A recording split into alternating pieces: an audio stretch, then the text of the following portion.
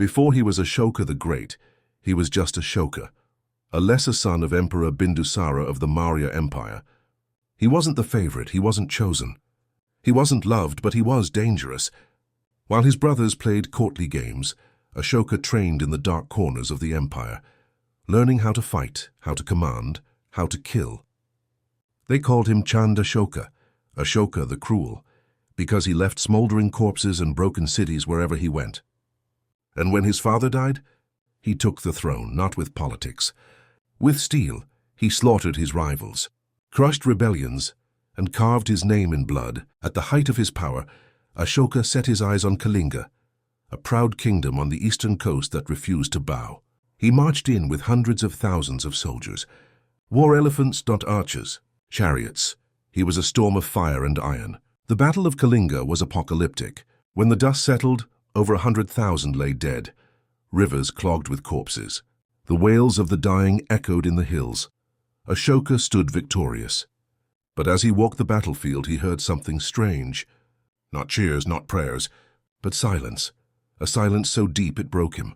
He looked around and saw children clutching their dead mothers, monks praying over charred ruins, birds circling above a land gone quiet. And in that moment, the man who had conquered India with blood and fear fell to his knees. Ashoka renounced violence, renounced conquest, renounced his name as Chand Ashoka. He turned to Buddhism, seeking penance not in temples but in action, and from that day forward, he ruled with compassion sharper than any blade. He built hospitals for people and animals. He outlawed torture. He sent envoys of peace to Greece, Egypt, and Sri Lanka. He carved his edicts into stone messages of tolerance, mercy, and moral courage in every language across the land. Where he once crushed cities, he now built stupas, monasteries, and sanctuaries. And though he never raised his sword again, his influence spread farther than any army ever could. Ashoka died in peace, a king turned monk, his legacy burned into stone and soul. He left no empire of gold or terror. He left something greater, Dharma, the idea that true strength lies in restraint, that a real king conquers not land, but the hearts of people.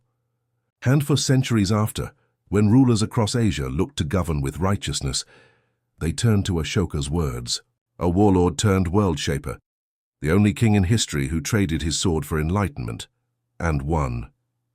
His name lives in the soil of India, the temples of Asia, and the stones of time.